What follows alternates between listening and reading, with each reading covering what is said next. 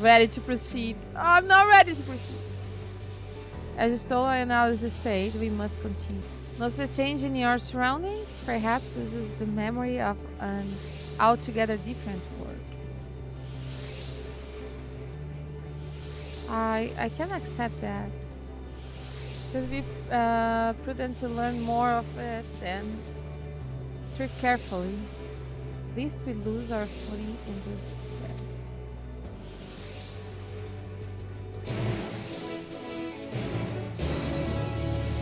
Am I gonna be losing one by one?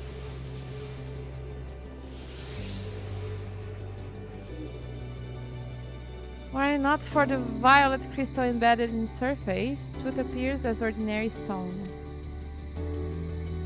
A curious script had been etched upon them, as is not a language with which I am familiar.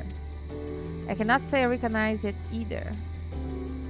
Nor I. The dragons, from what I recall, preserve their knowledge in song and stew the written word entirely. So we may assume this is the work of another race. One we have not yet encountered. Ah! Mitchell claimed the dragons were suffered slow death, seeking the release of oblivion. What life we find here, like as not, doth wend its way towards a similar end. What do you suppose that is over there? I'm not sure. It's hard to make out at this distance, but this surface seems to bear the same crystal as this monument. I mean, there's a chance we may find however built them, not both. We should go and have a look. Come on.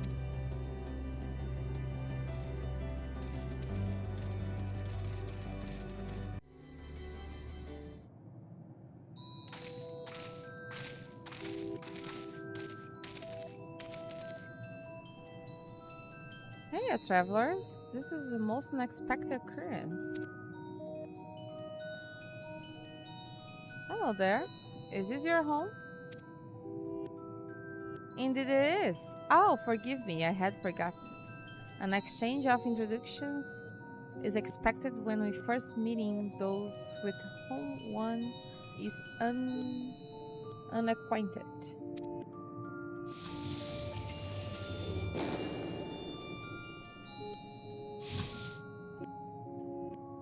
When the vibration of vocal folds was still required to convey our thoughts and intentions, I believe it was the pronunciation used when referring to our people.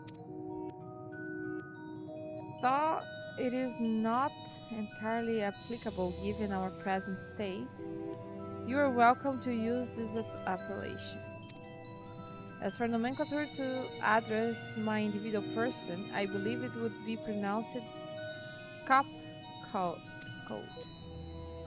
Yes, cup code of the air. Yeah.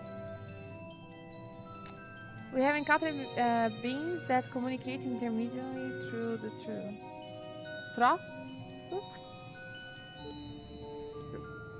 But never one that is wholly without voice. I presume you were having this conversation via the medium of ether or dynamics, as this space is suffused with vast quantities of it. Fascinating in either case. I gather your response to my presence is positive then. This is well, for there is something I wish to ask of you. Like yourselves, we Ea are aether-based life forms. Therefore, it may be surmised that your bodies are of comparable biological composition to those we once possessed. I have a number of queries regarding your subjective perception of the five senses: sight, sound, taste, touch, and smell. In total, I have prepared 198,712,108,827. That's rather a lot, isn't it? Oh, my apologies. I have omitted a great many details necessary to understand the nature of my request. Thought we'd dispensed with our corporate vessels long ago. We have rediscovered a need for the flesh and have endeavored to recreate our erstwhile forms. However, all pertinent records have been lost due to the passage of time. Take, for example, the nervous system. It is well within our power to recreate, but we have to frame of reference for sensations once experienced by our people, which may compromise our ability to interact with our physical environment. And the reason you need to regain corporeal forms? Why? To bring an end to our existence, of course.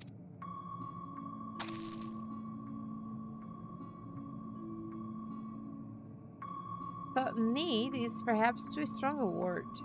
It would be a simple matter to unmake ourselves through use of iatric exsanguinators.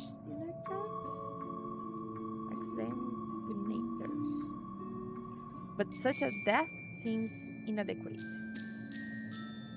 The traditionalists among us believe proper death requires an inescapable sense of impermanence in one's final moments, an experience found only with bodies of flesh.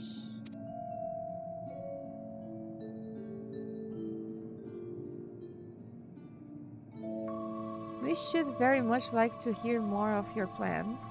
In exchange, we'll answer any question you have to the best of our ability. Such an exchange of information would indeed prove useful.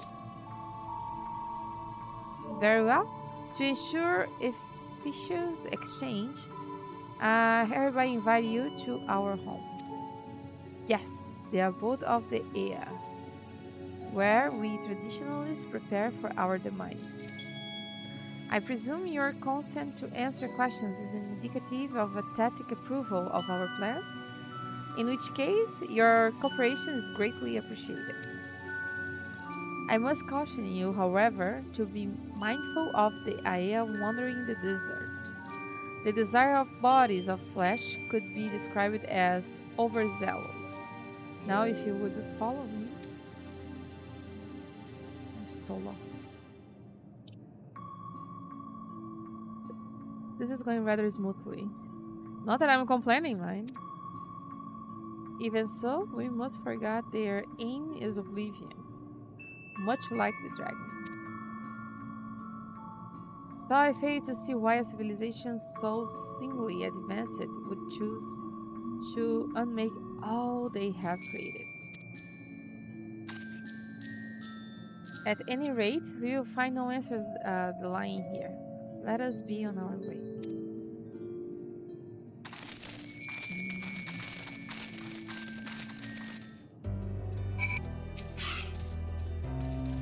Welcome to our abode. Most of our compeers you will find remain idle in their domiciles. Though your quizzical expressions indicate my phrasing is unclear. I speak, of course, of the violet crystalline constructs hanging from the stone structures there.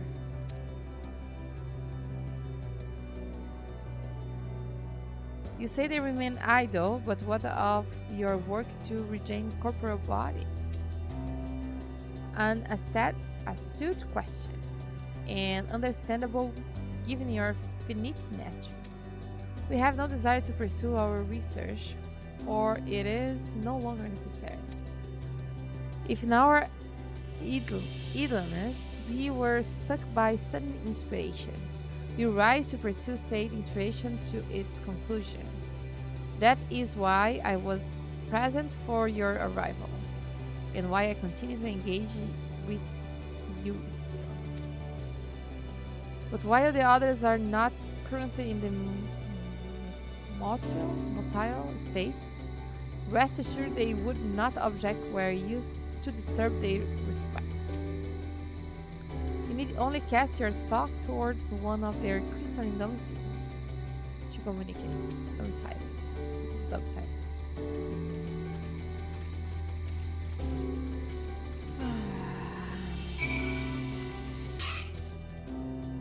Your inquiries yield satisfactory responses? Well, they told me to wait a little bit. I see. If they fail to answer, then it is likely because their minds have unrevealed due to prolonged idleness. They are not but concentrated eternal. Worry not, there are no others who have need of those lodgings. And they will not prove a hindrance to remains as they are. But more importantly, you said some few did answer your request for an audience, yes? I imagine they will be with us ere long. Oh, look at the name! What is this? Fresh abundance.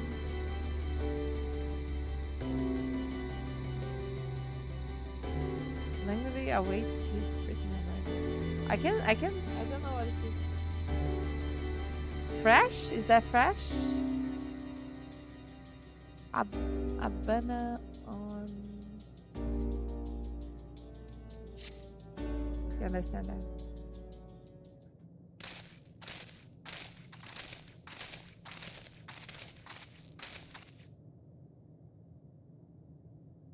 I had no luck where everyone else fared well enough.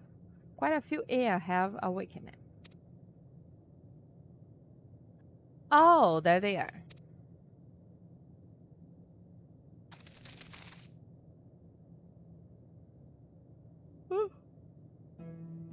May I introduce you to Laka, the La, Do, and Na.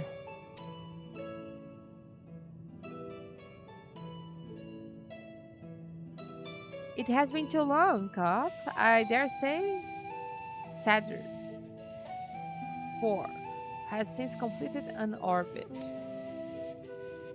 Indeed, until the traveler is brought into my attention, I had noticed how unrevealed some had become. Travelers? Oh, of course, of course. The ones who wish to know why we seek to regain corporal forms. The truth of the matters is plain to see as the neighboring systems.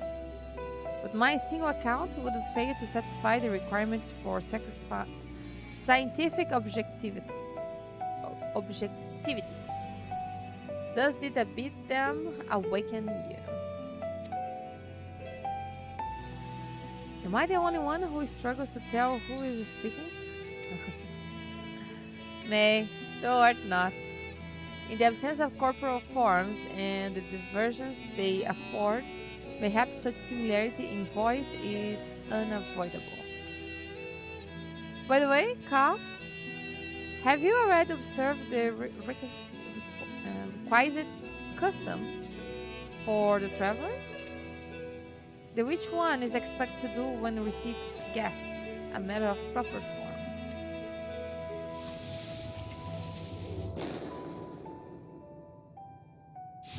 Oh yeah, so long it's been, it had completely escaped my mind, and it still does. What was it again? I can't seem to remember.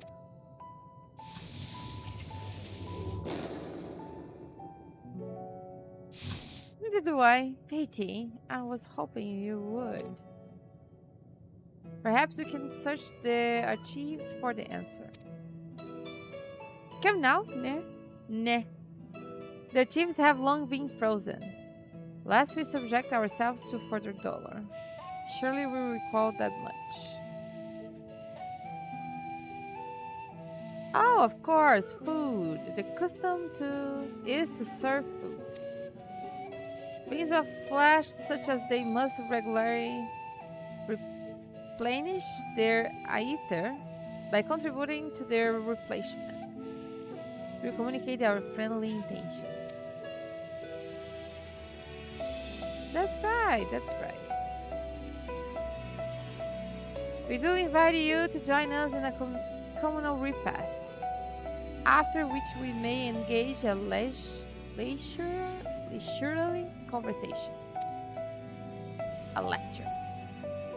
If we have a chance to learn something, then I see no reason to decline. Excellent.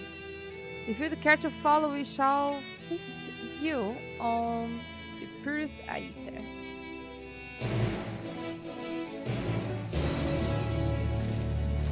For them to get formed to end their oh my goodness.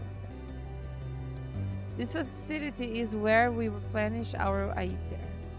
There is no particular name for it, but we traditionalists sometimes use the word restaurant.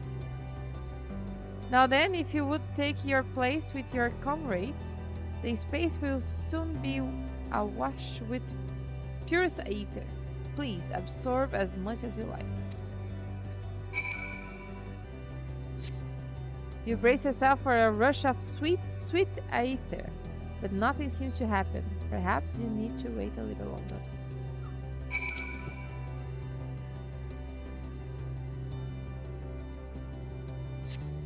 Yourself again, but again, nothing seems to happen. Just as I had suspected, meticulously, as one might recreate the Ea's home world, this is Ultima Thule. One cannot simply generate aether here. As recreations, our friends are oblivious to this fact, to the very truth of their existence, much like the phantoms of the recreate emerald. However, appearance may seem, we must ever be mindful that it is the memories of the dead with whom we deal.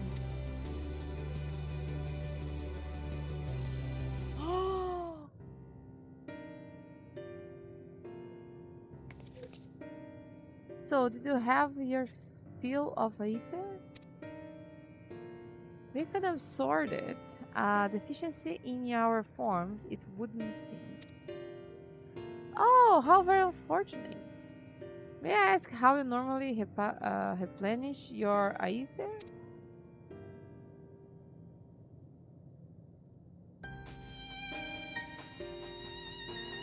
By your mounts, you say?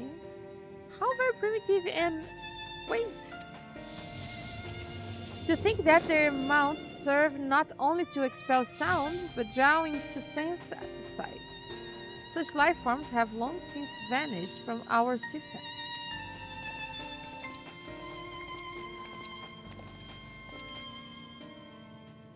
Though you regrettably could not partake of your magnificent feast.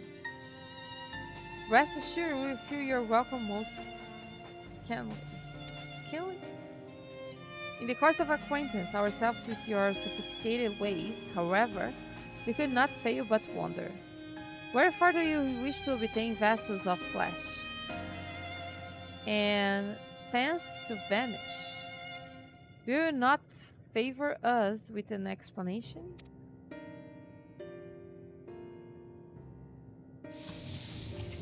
Your flesh and blood beginnings are always so hasty. It does have its charm, however. Very well, we shall indulge you. In the beginning, when the Ea yet possessed corporal bodies, our ancestors dedicated themselves to the pursuit of knowledge and technological advancement. By transcending all limitations, we believe we would eliminate sorrow and abide in true happiness. From the tangible such as land to the intangible such as labor, there exists myriad hindrances to progress, but the most confining of all was the flesh itself. Our natural lifespan was distressingly mindless, you see. too short to enjoy unreared lives, yet too long to be considered disposable. Furthermore, to simply maintain the integrity of our bodies demand considerable resources. But we managed to solve this problem. After long years, we discovered how to become non-corporeal entities with everlasting lives, untroubled by the failures of the flesh. This changed, we had more time and freedom to continue our scientific pursuit. We went on to make every great strides in our quest to transcend all limitations, until we finally decide to change the last of them all, the limit of knowledge.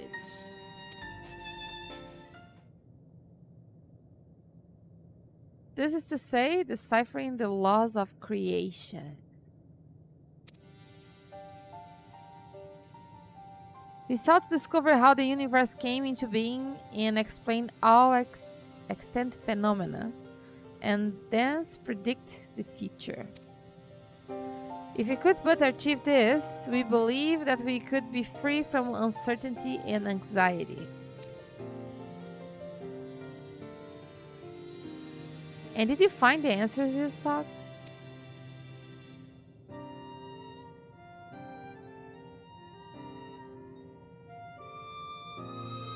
Yes, we did. Our efforts revealed to us a fundamental truth.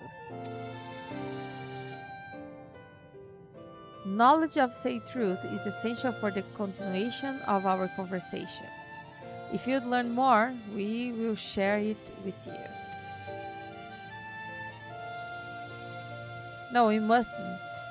Primitive as they are, it would be unspeakably cruel to deprive them of their ignorance.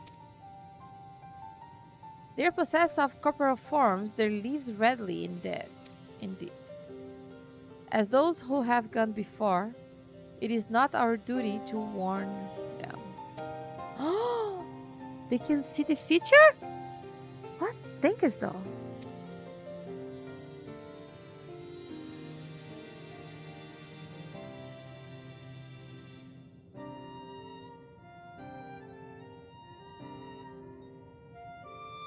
We have deliberated and come to a consensus.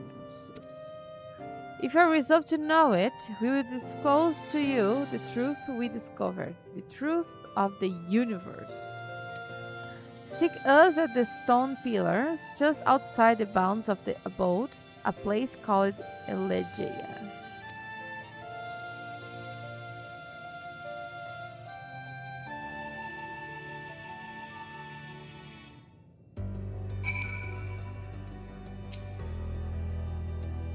A fundamental truth. We will hear it, of course. Let us learn what has led such an enlightened people to this indolent end.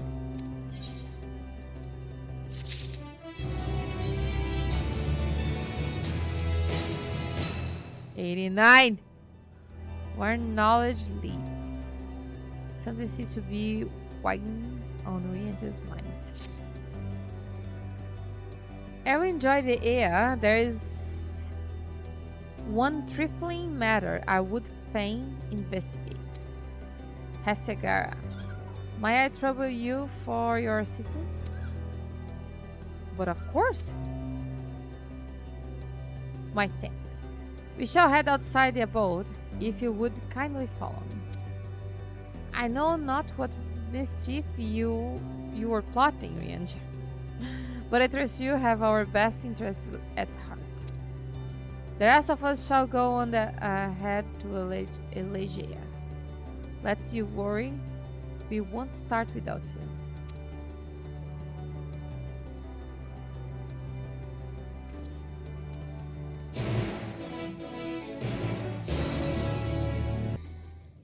They will be back. They need you. This place shall serve.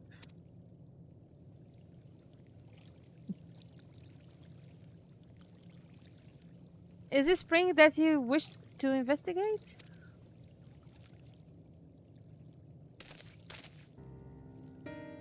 Pray forgive me, my friends, but there is not to investigate. Oh no, Ranger. It was but a pretense to speak in private. Okay, tell me something. Tell me something I want to hear, Ranger. On the yes, Ranger, please.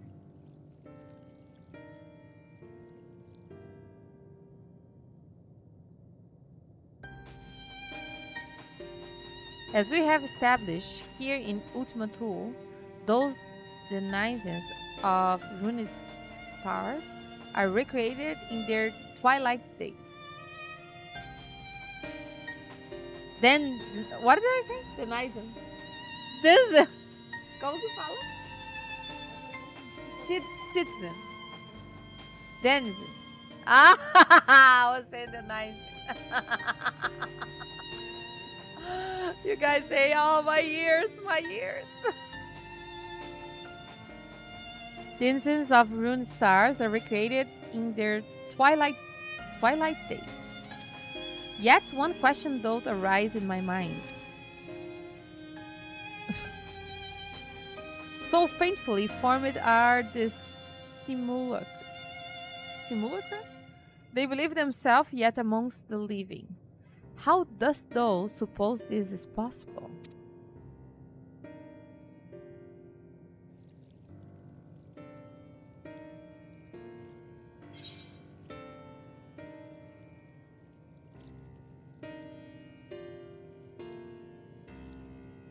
I couldn't begin to guess, I have to say. Maybe? I'm inclined to agree. Oh, look at that. I'm not that lost. If Mityon can take the emotions of the others as her own, I dare say she wouldn't be able to recreate them more faithfully than had she relied on any historical account. By which logic, she must have visited them while they still lived. The dragons and the Eabok. So too did I theorize, and upon that assumption, consider how those two races may have met their demise.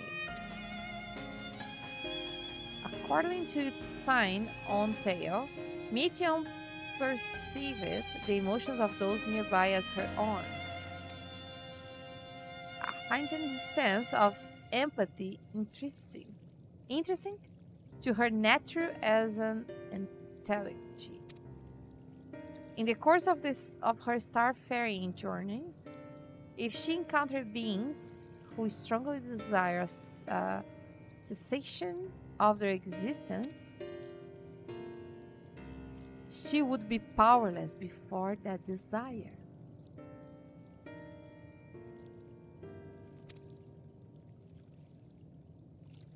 Even as she possessed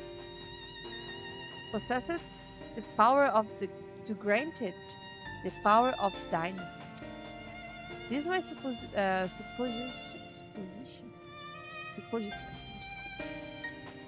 supposition that, overwhelmed by their longing for death, Mityon did unleash dynamis and ushered the dragons and the Ea unto their doom.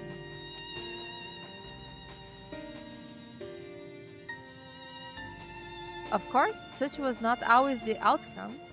Full many stars did she find already lost to ruin. In order to create the terminus, however, the fervent desire for the end is essential. Therefore, should you struggle to find a way forward, pray ask yourselves this: in the place where you stand, who's in the soul that yearneth most desperately for oblivion?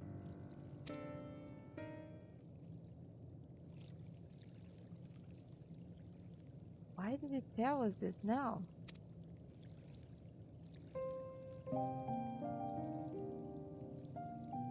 Nor again would I betray your trust.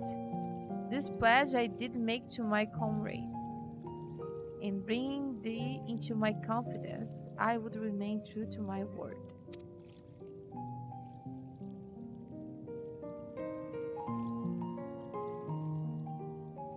As for thee, let us consider it my fitting reward for the secrets I harbored for the crystal wizard.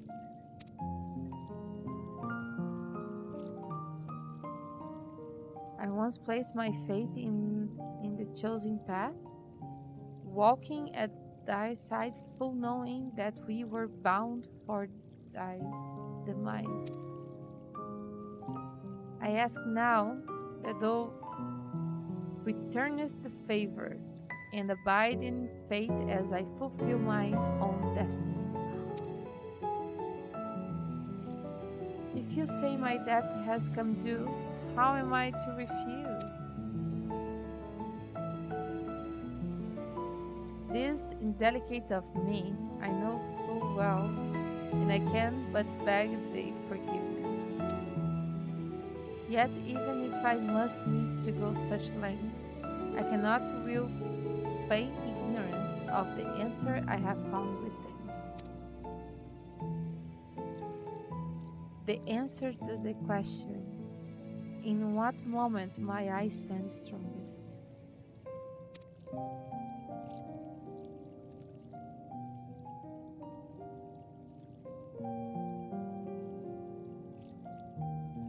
After all that we've been through, I will say only this.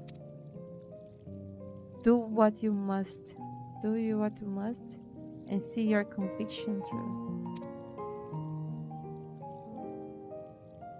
I shall, my friend, I shall. Without further ado then, let us go to join our comrades.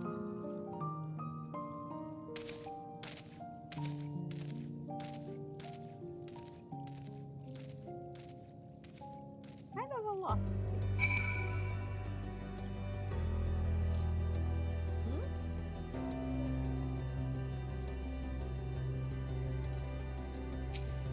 Oh, Gara, yes, I'm dead. Like, no words.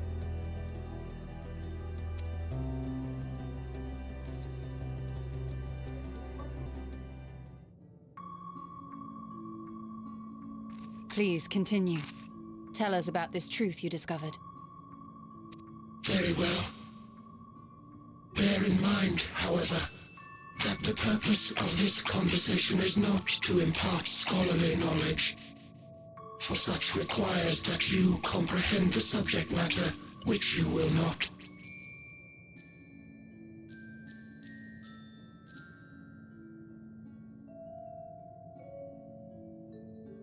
Not to impart scholarly knowledge. We will forego the intricacies of our scientific methodology and deal only with the conclusion, the end of our society and our world. What?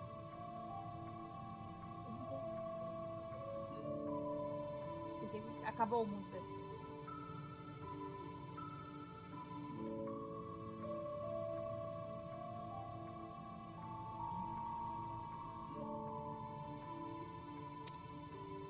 We acknowledge, with regret, that your star is in the midst of the same panic-induced cataclysm that befell Deneb 3. As such, in order to avoid causing undue distress, we will refrain from explicitly stating how much time you have remaining. You are entirely too kind. I pray you recount your tale as you see fit.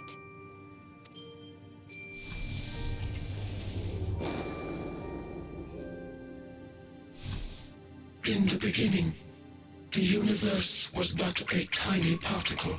Yes. Then suddenly, this particle began to expand. Having remained entirely in the bounds of your star, the phenomenon may be difficult for your kind to grasp. But this expansion has since continued unabated. Speculating that the universe could not grow indefinitely, we sought to learn what might occur, and made a worrying discovery. The stars will continue to spread apart, as will their finite thermal energies. Eventually, all heavenly bodies will grow cold and freeze. No new stars will be born, and the universe will enter into an eternal ice age.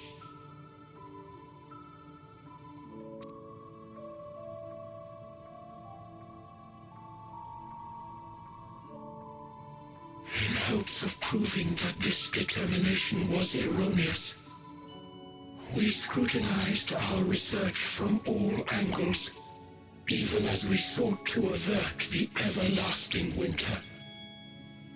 The endeavor proved fruitless.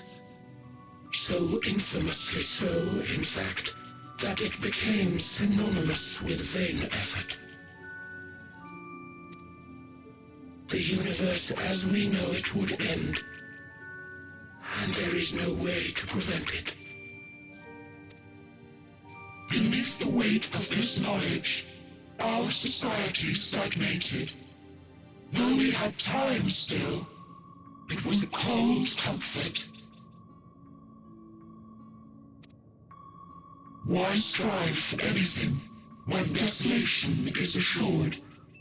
When our wealth of wisdom, accumulated since the dawning of our kind, would be forever lost.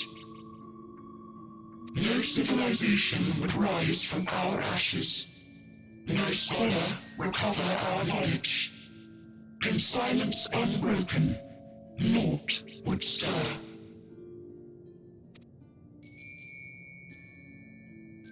Intellect was once our pride. Overnight, it became our shame. Our works, monuments to futility. Immortality, our greatest invention, became a source of suffering. Rather than suffer on, many chose to unmake themselves by means of etheric exsanguinators.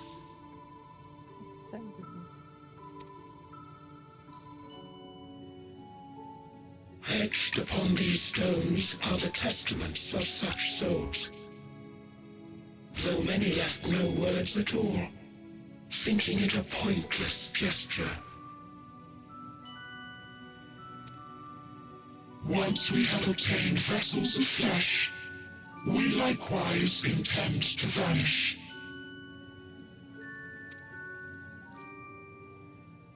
If you understand this, understand aught of our tale, you will abandon your quest for knowledge.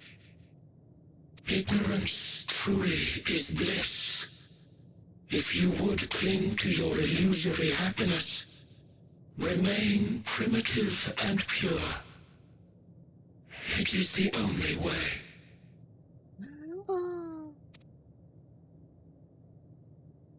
Why are they showing Stola? Stola, please.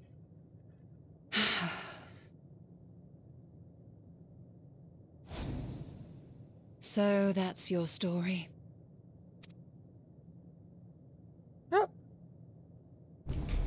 While I appreciate your advice, I will not heed it.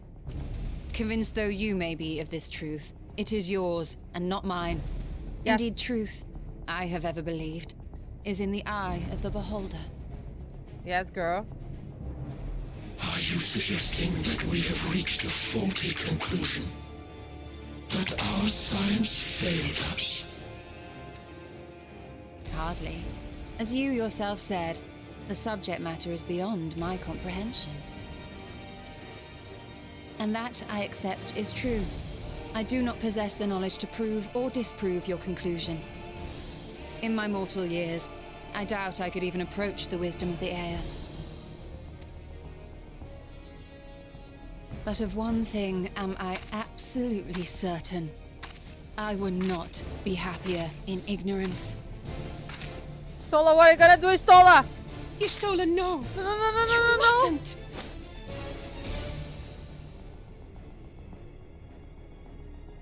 The most important lesson I've learned.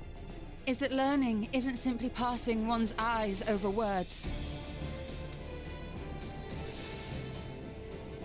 Nay, 'tis when understood for oneself that knowledge attains its true value. This is what has sustained me, driven me onward in joy and wonder, in anger and sorrow.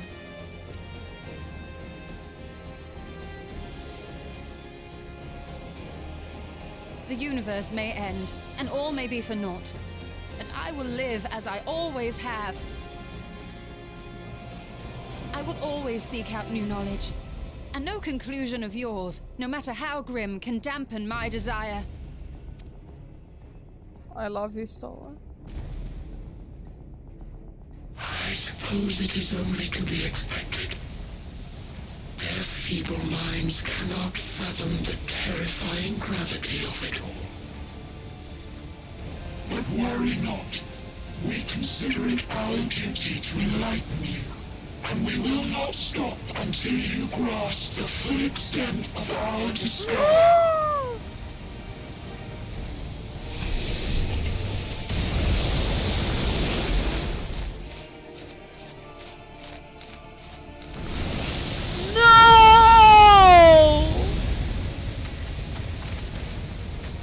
Keep calm and listen well. Oh no, no, no, no, no, no, no! Though my body will soon dissipate, there may be a way to restore it. Oh! Azim's magic. So long as our souls remain, you can use it to summon us back. What? But you mustn't, for it would mean losing our way forward. This I only reveal so that you can promise not to invoke the magic. We came here knowing what victory may cost, so press on. Oh no! Press on, and do not look back. Oh my god!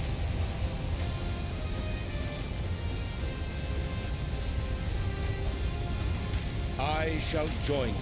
No! As subterfuge is not required, thou shalt not suffer for mine absence. Riange. Oh my gosh! My resolve hath never been as strong as thine. Full oft have I wavered in my decisions, and afterwards been stricken with regret. In spite of this, I may still stand with my comrades, supporting them as they attempt the greatest of feats. Oh my gosh. This truth I have learned in the course of our journey. Oh. And many though my shortcomings may be, I may also claim to excel in prophecies. My studies, into which have granted me the flexibility of mind needed to bend this malleable reality. Oh my gosh. Thus shall I hope that thou mayest have the strength to resist, and our comrades the strength to continue.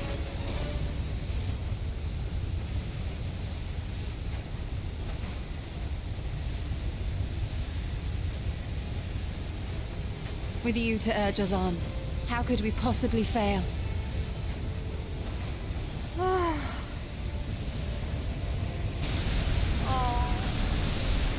Both at the same time! Oh my god!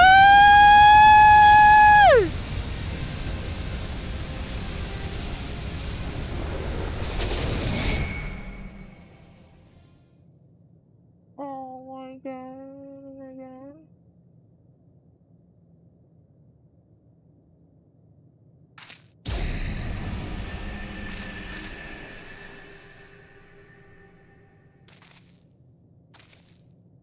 What's this? An extinguished civilization. Rekindled. Oh my god. We stretch. Oh my god. Ah.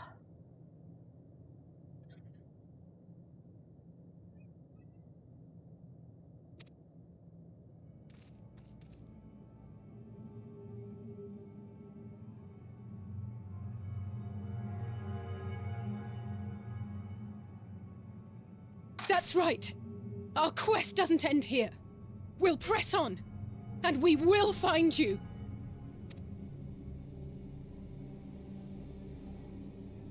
There.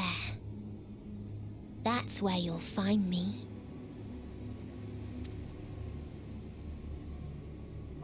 Is that another star? Of the stars we visited, most were already devoid of life. And where there was life still, the inhabitants wished for death. But even death, we learned, isn't truly the end. It is but a part of the cycle of rebirth.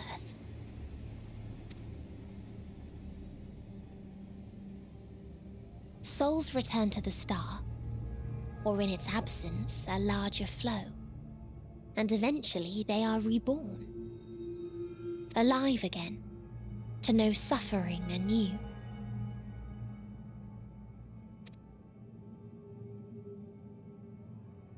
True salvation lies not in dying. It lies in not being born. This is the gift I would give to you, to all life on beautiful Aetheris.